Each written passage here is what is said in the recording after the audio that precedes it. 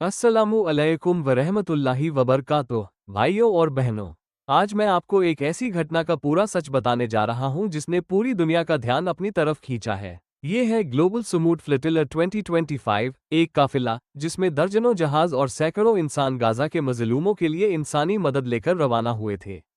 कई जगह यह अफवाह फैलाई गई कि 42,000 जहाज निकले हैं, लेकिन हकीकत यह है कि कुल 42 जहाज और लगभग 500 इंसान इस मिशन का हिस्सा बने।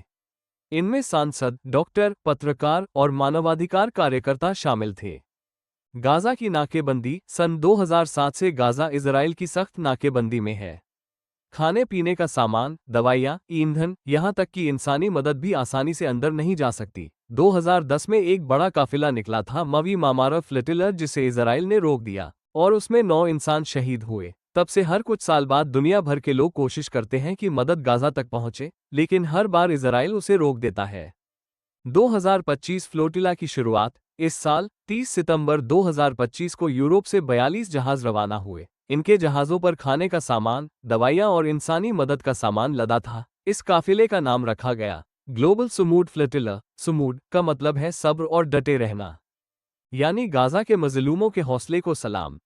अब हम बताते हैं रास्ते में क्या हुआ। 1 अक्टूबर 2025 इजरायली नौसेना ने पहले 13 जहाज़ों को रोक लिया।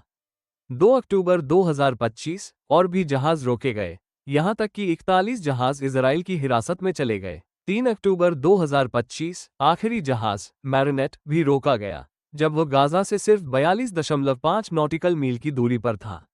इस तरह सारे 42 जहाज रोके गए और एक भी जहाज गाजा तक नहीं पहुंच सका। अब ये सारे जहाज इजराइल के एशडोद पोर्ट पर ले जाए गए हैं। आपके मन में भी सवाल होगा कि आखिर इजराइल ने इन्हें क्यों रोका।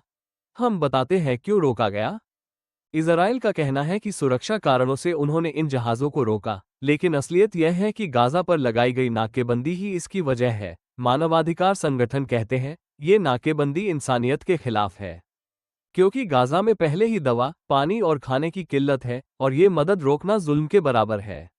और इस्लाम कहता है, मेरे प्यारे भाइयों और बहनों, इस्लाम हमें मजलूम की मदद करने का हुक्म देता है। हजरत मोहम्मद सल्लल्लाहु ताला अलैहि वसल्लम ने फरमाया, जो मजलूम की मदद करेगा, अल्लाह उसकी मदद करेगा।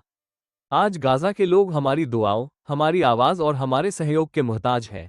अब आप सोच रहे हैं हम क्या कर सकते हैं। आपको गाजा के मुसलमानों के लिए बस इतना ही करना है। सबसे पहले सच्चाई फैलाइए। लोग अफवाहों में रहते हैं, उन्हें असली खबर बताइए। इंसानी मदद करने वाले भरोसेमंद एनजीओएस को सपोर्ट कीजिए। अपने मुल्क के नेताओं और एम्बेसीज को लिखिए कि गाजा की नाकेबंदी खत्म हो। और सबसे अहम, इस वीडियो को शेयर कीजिए ताकि हर मुसलमान और हर इंसान तक गाजा का दर्द पहुंचे। दुआ के साथ वीडियो को खत्म करते हैं। या अल्लाह, गाजा के मजलूमों की मदद फरमा, उनके लिए आसमान से रहमत और ज़मीन से बरकतें भेज, उनकी मुश्किलें आसान कर, उनके जालिमों को रुसवा कर और हमें हमेशा हक और इंसानियत के साथ खड़ा रहने की तौफीक दे। आमीन। कमेंट में आमीन लिखें। सुनने या सुनाने में मुझसे कुछ गलती हुई हो तो मुझे माफ़ करें। इंशाअल्लाह मैं आपको और ऐसी जानकारी देता रहूँगा। अगर आपको ये वीडियो फ़ायदेमंद लगे तो इसे ज़रूर शेयर करें। हमारी चैनल महफिल-ई-नूर को सब्सक्राइब करें ताकि आपको ऐसे ही और हक की आवाज़ पहुँचती रहे।